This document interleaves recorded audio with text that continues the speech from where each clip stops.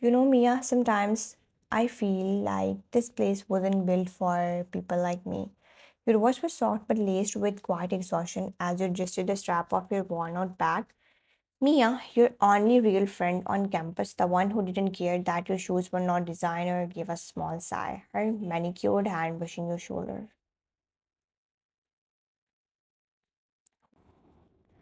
Wine, you earn your place here. You are the smartest one in this entire building. Don't let these boy words make you forget that.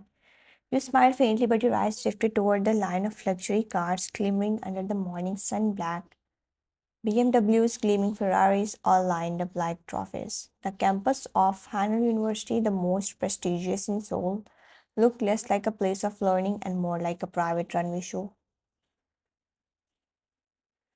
The air was filled with perfume, laughter, and the click of high heels. Everywhere you turned, there were glossy faces, children of CEOs and politicians, people born to gold. And then there was you, the scholarship girl, the girl who stood out for all the wrong reasons, not because of her looks, but because of her lack of them in the expensive sense.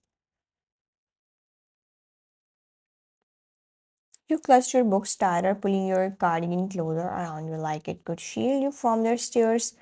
Brilliance had gotten you through the doors of this university, but it couldn't buy you the right to belong. The usual clatter in the corridor suddenly shifted, laughter grew louder, voices pitched higher. You didn't even have to look up to know he was there, John Jungkook.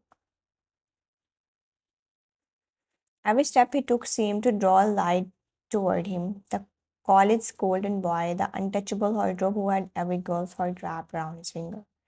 Dressed in a crisp white shirt, sleeves rolled to reveal a silver watch hugging his wrist, he walked with the kind of confidence that only came from knowing the world already adored you.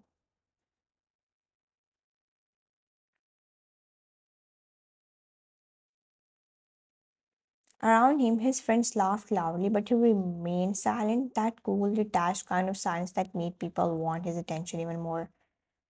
He didn't need to speak to be noticed. His presence was loud enough. You found yourself watching him again the same way you always did, secretly, quietly. You hated that you did. Mia noticed your gaze and smirked.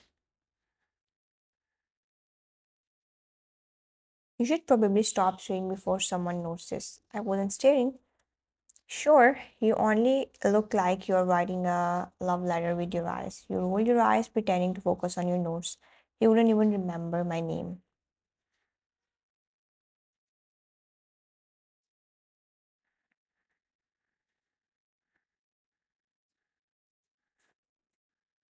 And maybe that was what hurt most, knowing that someone could occupy your thoughts so completely, while to them you didn't even exist. The day passed in a blur of lectures and whispers. By the time you left the chemistry lab, your arms were full of files and your head was buried in equations. You turned the corner and walked straight into a solid chest.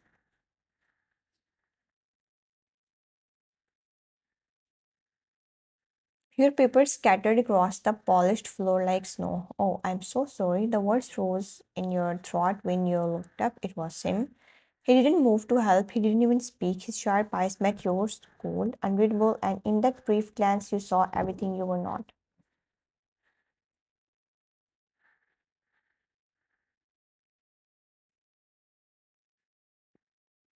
His friends behind him chuckled. One of them muttered under his breath, "Watch where you are going, scholarship girl." You bent down quickly, collecting your papers with trembling hands. Jungkook didn't say a word. He just stepped around you and walked away. The faint scent of his cologne lingering in the air like a cruel reminder of your place. He whispered under your breath, voice breaking a little. Right, you are invisible here. Why? Don't forget that. As you straightened up, you caught his reflection in the glass wall, tall, perfect, untouchable, and for some reason, that look he gave you, indifferent, dismissive, stayed in your chest long after he was gone, not because it was harsh.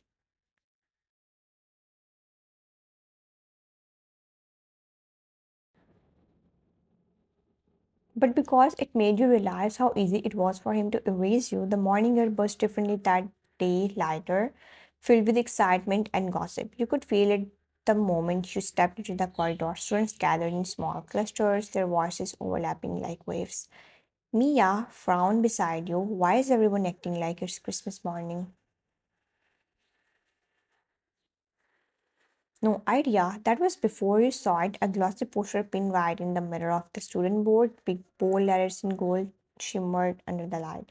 June Jungkook's 22nd birthday celebration. Everyone is invited except Wine. Location June mentioned Friday 8 p.m. The words everyone's invited seemed to echo louder than any should.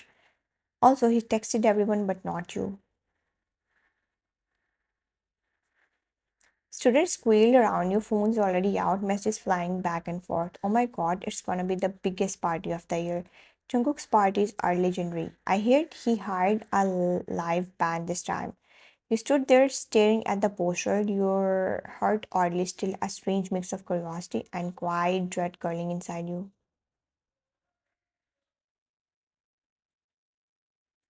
You think he actually means everyone? Wine tried to laugh through her throat felt tight. I don't think Jung Jungkook even knows what everyone means.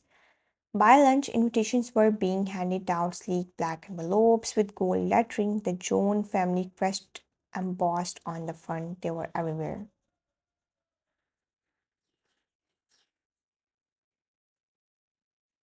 Even Professor Han joked about getting one. Even the janitor, Mr. Park, waved his in amusement. But yours never came. At first, you didn't notice. You told yourself it didn't matter.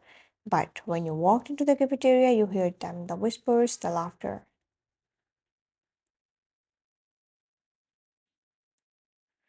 Did you hear he actually invited the entire economics department? Well, not everyone. He didn't invite that scholarship girl. What's her name again? Wine, the nerd. Why would he invite her? She shouldn't exactly fit the vibe.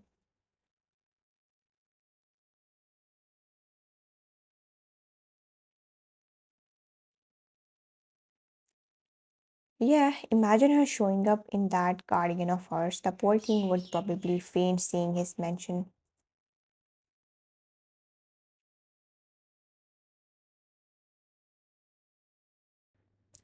You froze mid-step, tray trembling in your hands. The sound of their giggles sliced through your chest like paper cuts. You forced your legs to move and sat in the farthest corner, pretending not to care, pretending not to hear. Mia tried to calm you. They're just idiots, wine. You are worth more than your entire circle combined. Maybe, but it's funny how being worth more doesn't get you invited. You smiled when you said it, but it wasn't a real smile. It was the kind that hides cracks too deep to fix.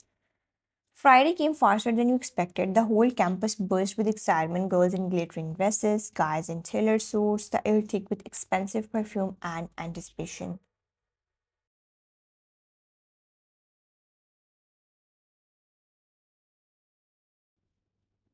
You stayed back in the library. The world outside glimmered with noise and light, but you were buried between stacks of books and unfinished notes. It wasn't that you didn't want to go, you just didn't belong there, and somehow that truth stung more than rejection itself. Hours passed, the clock hit midnight.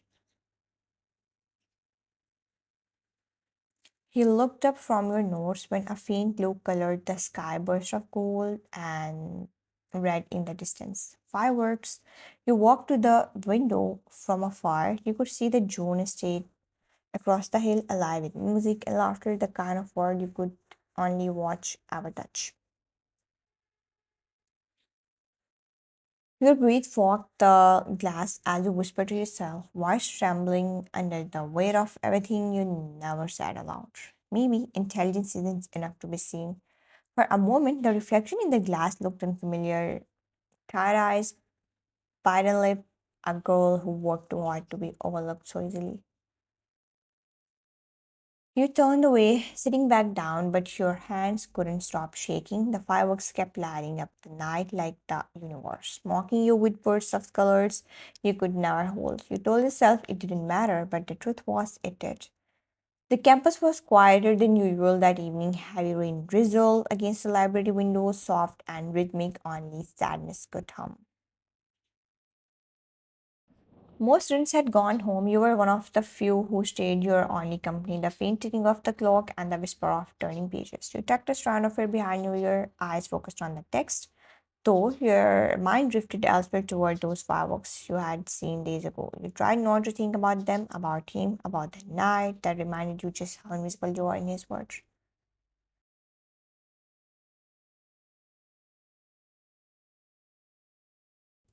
But then you heard it, the unmistakable sound of footsteps echoing down the silent aisle, slow, heavy, and even.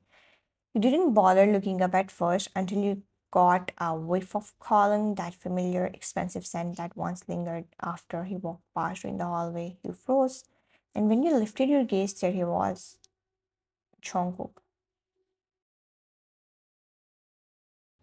Not the confident, flawless boy whose smell ruled every hallway. This Jungkook looked different, his shirt slightly untucked, tie loose, hair messy, eyes dimmed as if the light had gone out in him. There was no arrogance in the way he stood on exhaustion. He leaned against the bookshelf, one hand buried in his pocket, the other holding a half empty water bottle. His voice was quite rough around the edges. Didn't think anyone actually stayed this late. You blinked unsure if he was talking to you. I just prefer the silence. He gave a humorless chuckle and stepped closer, his shoes echoing softly against the marble floor. Silence can be comforting or suffocating, depends on what you are running from.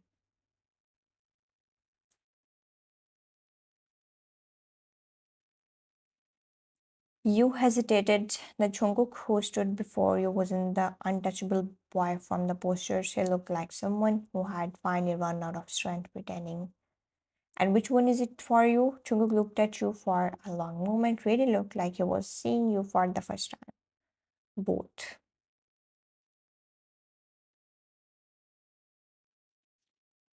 He exhaled and sank into the chair opposite yours, rubbing his temples. You noticed the dark circles under his eyes, the faint tremor in his hands. You swallowed the lump in your throat. Rough night, rough life. He spoke, but he didn't reach his eyes.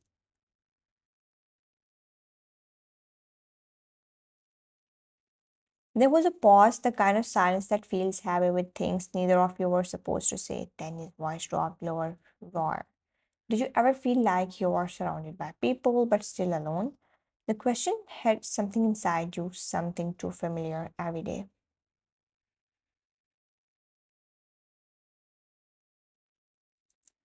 For the first time, he smiled, a small, sad curve of his lips. Guess that makes two of us.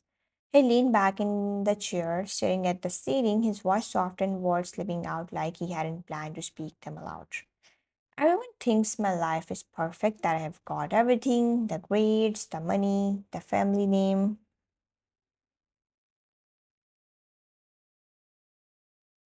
He paused, jaw tightening, but no one knows what it costs to keep it. Wine frowned gently. What do you mean? Chungu gave a bitter laugh. My father doesn't care about birthdays or grades. He cares about control. Everything I do, everything I am, is just another piece of his business image. Even that party wasn't for me, it was for them, for their cameras, their headlines. You felt your chest ache at his words. The image of the glamorous celebration you had envied days ago suddenly felt hollow. That sounds lonely. Chunguk looked at you again, eyes soft, vulnerable, a little glassy. It is, he gave a dry smile. Funny, isn't it? The guy everyone wants to be doesn't even want to be himself.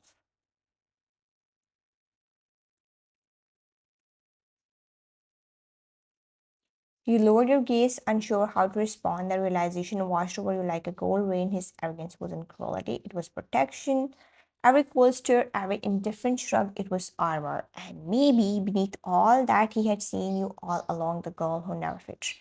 The girl who never looked at him with greed in her eyes. People think being seen is everything, but sometimes being unseen is safer.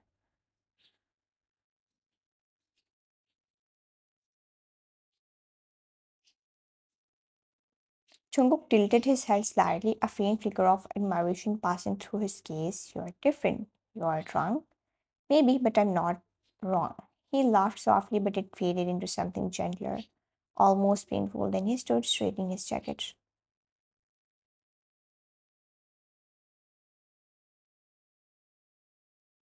You should go home, it's late. So, should you? Home isn't exactly a place I look forward to. For a second, his mask slipped again, that same lonely boy flickering behind the heartthrob image.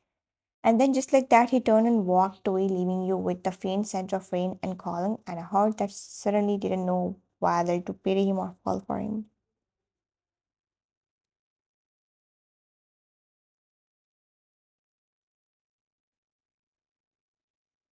You were about to pack your books when Jungkook stopped halfway to the door. His hand rested on the edge of a shelf, shoulder stiff, voice quiet.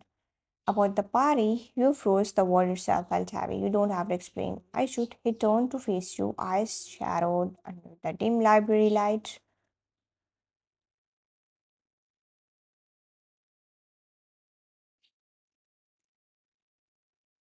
I didn't invite you, not because you were not good enough. He paused, struggling for the right words. It's because I didn't want them to treat you like a joke.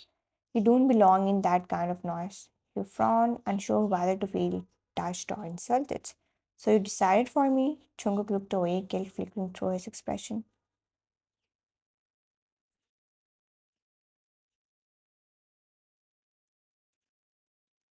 You think I didn't hear what they say about you? The scholarship goal, the charity case, I couldn't stand the thought of them laughing at you in my house. His voice cracked slightly at the end, barely noticeable, but you got it. You could have just told me that. You wouldn't have believed me. You already think I'm an.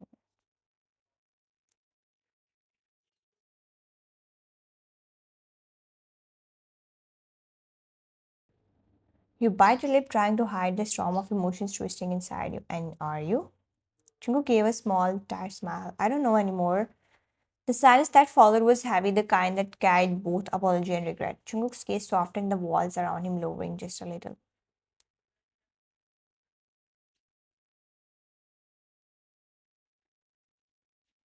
You were the only person I didn't want to see broken by my word. For a second, neither of you moved. The rain outside softened like even the sky was listening.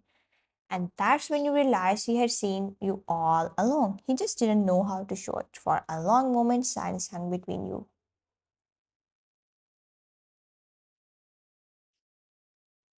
The rain outside had stopped, but the air inside the library still felt heavy, thick with everything left unsaid. You stood clutching your books to your chest, your voice trembled at first, but the words came sharper with every breath.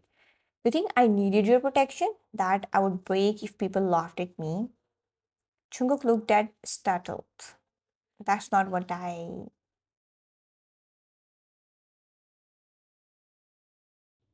You cut him off, the sound of her voice slicing through the quiet. Do you know what it feels like to work your whole life for something, to fight for a seat in a world that keeps telling you you don't belong, and then have someone like you decide for me that I'm not strong enough? Her words hit like thunder. Jungkook's expression faltered, his usual composure cracked. I wasn't trying to hurt you, I just you already did. He took a step forward, eyes glistening not with weakness, but anger that came from years of being dismissed, unseen, underestimated. You judged me for what I didn't have, but I would rather be poor and kind than rich and empty. You flinched slightly, but you saw it.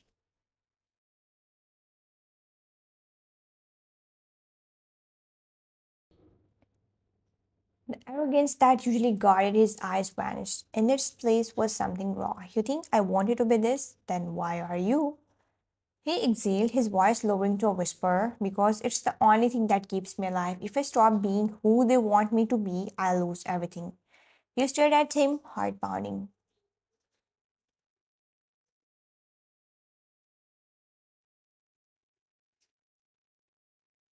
Everything or just your image? He didn't answer, just clenched his jaw, looking away like your words had found a wound he couldn't hide. You could have invited me, Jungkook. You could have let me decide whether I belong or not, and watch them tear you apart. You don't understand how cool people can be.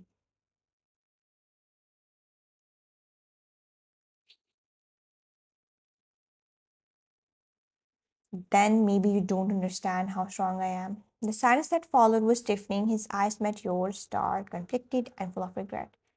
You hate me now, don't you? No, I just don't see you the same way anymore. You turned to leave, but his hand shot out gently, catching your wrist.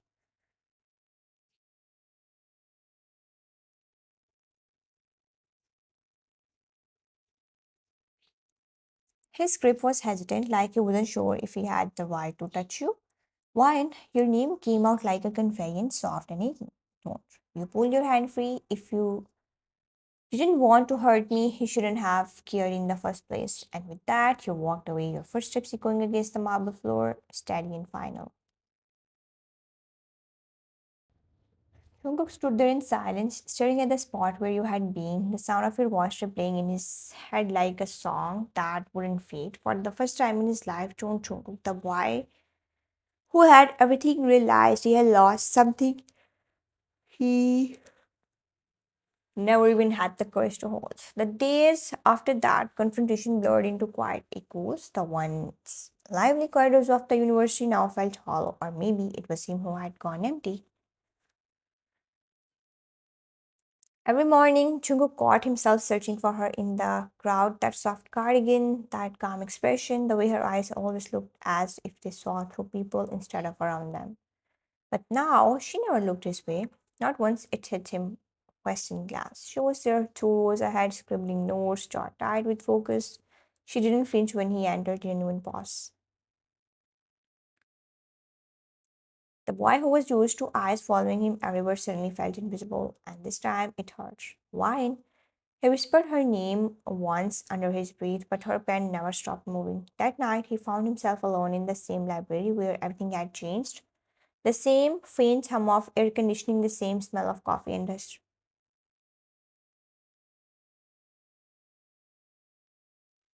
Only this time the chair across from him was empty. His phone screen still showed her name, that unsent message glowing faintly. I didn't invite you because I thought you would never come anyway. I didn't realize already were the only one who ever saw me. He deleted it before pressing send. What right did he have now? The following week, he saw her again outside the university gates. The sun caught in her hair, her smile soft as she helped the younger student with books. For the first time, Jungkook saw how peaceful she looked without him in her orbit. He wanted to call her name, to apologize, to ask if it was too late, but when she finally looked his way for a heartbeat, her expression was calm, unreadable, and then she turned and walked away. He watched until she disappeared down the path, a quiet ache settling in his chest. Jungkook had spent his life being admired by everyone, but it took losing the one person who didn't see his perfection to realize what love was supposed to feel like. And now she was gone. One morning, Jungkook stood in front of the university's main notice board, pretending to read the announcements. That's when he saw it, a printed letter pinned with a small silver grip. We wish Miss Wine the best for her new academic journey in Oxford University. Her transfer has been approved with full scholarship. The words hit him like a silent storm. She had left not just the university, but his world. The one girl who saw beyond his wealth, beyond his arrogance, was now miles away chasing dreams he could never touch. The sky hung low and grey, rain drizzling like a soft melody over cobbled streets. Inside the grand library of Oxford University, everything smelled of parchment, rain, and coffee. Students whispered, pens scratched, and the world felt calm, the kind of calm that had once belonged to her. One sat by the window, surrounded by books, a faint smile touching her lips as she made notes for her research. She had changed, still quiet, still kind, but stronger now. There was light in her eyes again, the kind that came from surviving heartbreak and still choosing to dream. And then she froze. The air shifted, that deep, familiar voice, lower, steadier, still somehow magnetic, broke the silence. You still sit by the window. Her pen slipped from her fingers slowly. She turned, and there he was, John Jungkook, no longer the cold, arrogant heartthrob of the elite university, but a man who had learned what loss really meant. His hair was shorter, his expression softer. The sharpness in his eyes had been replaced by something she had never seen before, remorse and warmth. What are you doing here? Her voice was calm, though her heartbeat wasn't. Chungu gave a faint smile. I told myself I would stop running from things that matter. You were the first one. She looked at him the same way she once had, searching for truth beneath the charm. You heard me, Jungkook. Jungkook nodded, his jaw tightening. He took a slow step closer, voice low and trembling slightly. I know. and I don't expect forgiveness, but I'm still going to ask for it anyway. Wine blinked, taken aback by the rawness in his tone. Jungkook's eyes softened.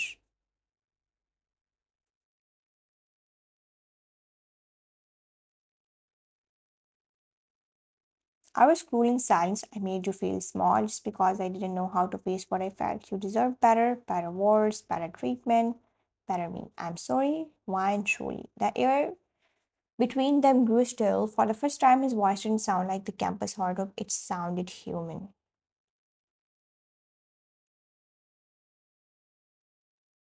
Wine's lips parted slightly. She wanted to stay cool, but her chest ached in that familiar way, the kind that came with old wounds remembering their once bled. After a pause, she whispered, "Forgiveness isn't easy, Jungkook." He nodded once. "Stay steady. I know. I'm not asking for easy. I'm asking for a chance to make things right."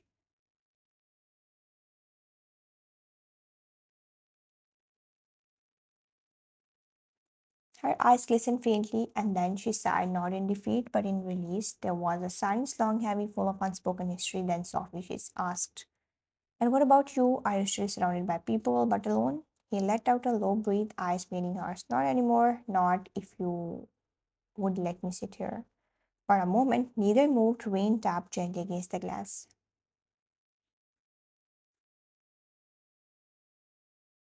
Finally, Wine pushed her notebook aside. "One coffee, that's all." A small smile curved his lips. "That's all I need." Hours passed unnoticed. 2 cups of coffee went cold as laughter returned, soft, hesitant at first, then natural, familiar.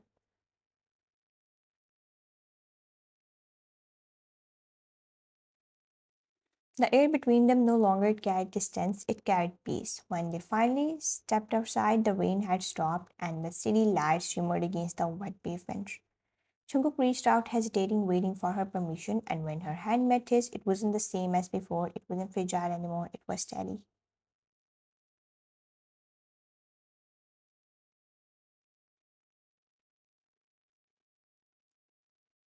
As they walked through the London streets together, Vines glanced up at the cloudy night sky and whispered, "Maybe intelligence was enough after all, just not the kind in books." Jungkook smiled faintly, "Then teach me your kind," and for the first time, the boy who once had everything finally had something real.